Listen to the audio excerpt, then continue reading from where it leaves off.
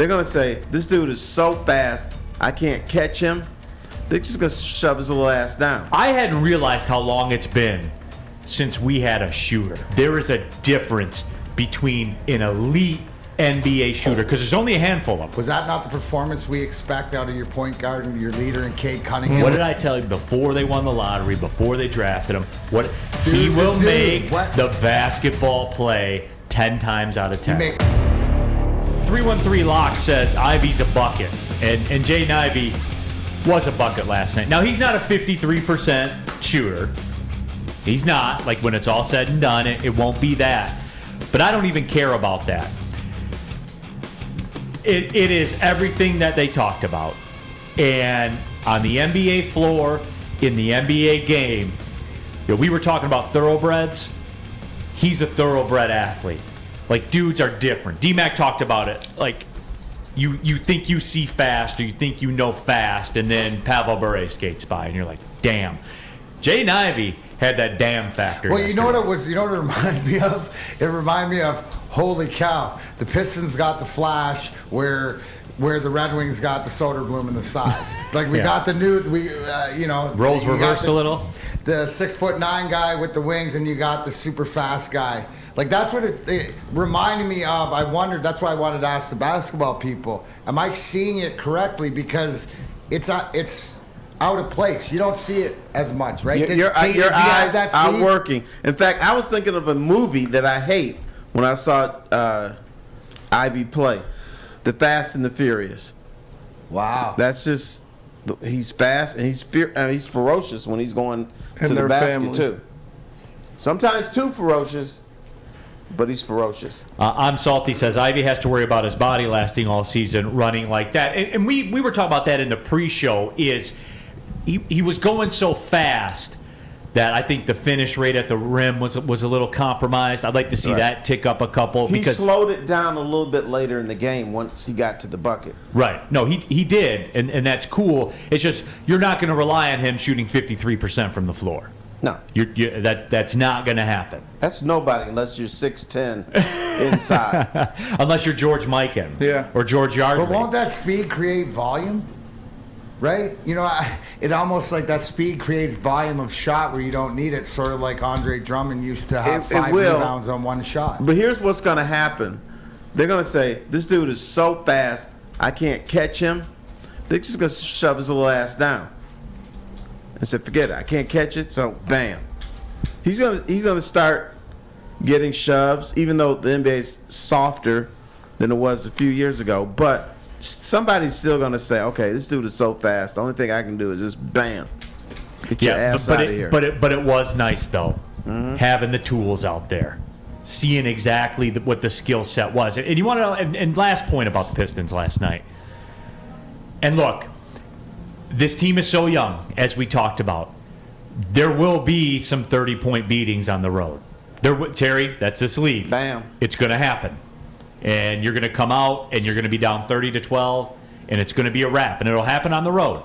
It will. But last night was a lot of fun. Here's the other part of it. Bogdanovich, man, I hadn't realized how long it's been since we had a shooter. And I'm not talking about, like, a good shooter, like a good shooter. I'm talking about a professional, elite NBA. He's elite. If he's open, it's in. It's in. Like D-Mac, that like guys in the slot in hockey, if you leave them unchecked, they're scoring, period. That's Bogdanovich. I relate it to, on the power play, the off-wing one-timer, right? The Ovechkin spot for a righty, the Stamkos spot for a righty. When that puck makes it over there and that one-timer, it's whether they hit the goalie when you see the net. When you see the pass going over there, you know it's a goal. Well, it's just more times than not, right, than hockey. But in the basketball, if you give him an open look, he does what he's supposed to do, what we expect a professional basketball shooter to do, that a lot of times that we see them not execute. So to that point, and for you to say that, didn't Sadiq Bey set the single season Pistons record for threes last year? And in saying that, you consider him a 3-point shooter, not a professional shooter. And that's what I'm saying. That's what I want people to realize, is that it's the way that he gets it done. So, in saying that, Aren't you going to diagram plays like they did last night to put him in the best spot? So to Terry's point, just go hide somewhere behind the arc and we get you the ball. And Tifos, am I onto something with that? Like with Bay, obviously the 50-point games on the resume, the franchise record for single season threes, and he's good, man. He's a good player. But you covered this league for almost 10 years on a day-to-day basis. There is a difference between an elite NBA shooter, because there's only a handful of them. Right. That, in fact, last night he had a shot at the top of the key. No one was around him. He dribbled, looked again, reset himself, and missed the shot. I was shocked. Yeah, I was too. How did right. the dude miss it? But yeah, and he's not afraid to shoot late in games too, which is going to be critical also. Because he's seen it all, man. Right. But isn't that the veteran that you want? Isn't this that's what I said. You're going to have, if you're going to give something up, dude, okay, the guy's a turnstile, and you're not looking at him to play D, but the things that he can bring you offensively, he did everything last night that you'd expect him to do. Isn't it, Neil? Like, you know what I'm saying? It is. One of you guys had the text thread about, can this guy stand in front of anybody or stop anybody? And I think I replied to, that's not his job. His job's to knock down threes. I don't care that he is a pylon. Because in the National Basketball Association, you need 1 or 2 elite skills to help your team. And if you're a bad defender, so be it. WoodwardSports.com chat thread, Dr. Dirty D. Okay, Neil. Go Blue. Okay. I love that you guys are on it, man. I love it. I got it. Makes me laugh. Get dope like D-Mac. Yeah. No, but I don't even remember what we were talking about. It doesn't matter. Like you guys. Oh yeah, Bogdanovich. Here's the other thing too, guys. Like real quick. Somebody earlier asked, is it unrealistic to expect a 36 or 37 win season? I still think that's a bit aggressive. Remember, it was the Orlando Magic with Paolo Banchero, another rookie as well. I still think that's kind of getting ahead of yourself a little bit with this team. But the foundation's good. I'm not quite to the point. But what did I say about the Red Wings after watching the LA Kings game? I'm good. Yeah, I'm good with it. No matter what happens, the ship is still sailing. The masts they've redone the masts. The below deck hands are doing the job. Absolutely. The under the surface, things are checking out. I revert back to Vegas, right? Because what was Vegas's line win? 28 and a half. 29 to 29. and a half. Okay, I'm going to stick with my 32. So remember how we were, or Vegas was really on as far as the Lions with the 6 wins or whatever. So you got to let it play out. It's like I say with the Red Wings, is that you can't win the division or set yourself up moving forward, but you can sure put a bullet in your head as far as your team. So we don't want the Pistons to do that, and then we'll see. Right. Could they, if they continue to play last night, if they improve some of the stuff, Terry? Yes, because they have the talent. It's just whether they come together. Last thing is, Look who we didn't talk about this first friggin' hour when we brought up the Pistons. Name came up a couple times, but no one talked about his performance. But was that not the performance we expect out of your point guard and your leader in Cade Cunningham? Was that not that not like because to me, yes, exhibition, maybe he hadn't hit his stride, and I wasn't really worried about it. But what I saw last night, is that the leadership that we need moving forward? What did I tell you? What did I tell you before they won the lottery, before they drafted him? He will make the basketball play 10 times out of 10. He makes guys around him better, the facilitator of the ball to where it is, and then if it comes down to what Terry said, that he loved that Bogdanovich as a pro ain't afraid to shoot it late. You told me from when you went down to Oklahoma State and saw him play against the Grizzlies, what you noticed is this kid facilitate the ball until, I need to take over the game. And if the matchup allowed it, I need to be the alpha. Yeah, and look, let's be real about it. I mean, he was a number 1 overall pick out there on the college floor. And when he still played the matchup game. When the matchup dictated it, he took over for a few minutes.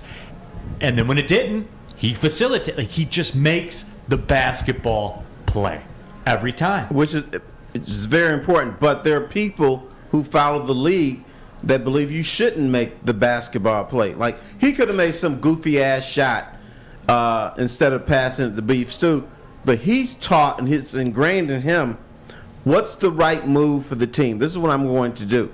But there's still that mentality. If you're the alpha dog, you're supposed to take the shot no matter if your ass is on the floor, if you're triple team, quadruple team. I don't believe in that, but there's people who believe that. But he made the right play. Was Isaiah like that? Yes, he would not. Isaiah went through stretches. He would just say, I'm taking this shot. I don't give a damn what the deal is. And he would not make the right basketball play sometimes. But that was early when there were no other alternatives. He did it late too. To make the shot. Right.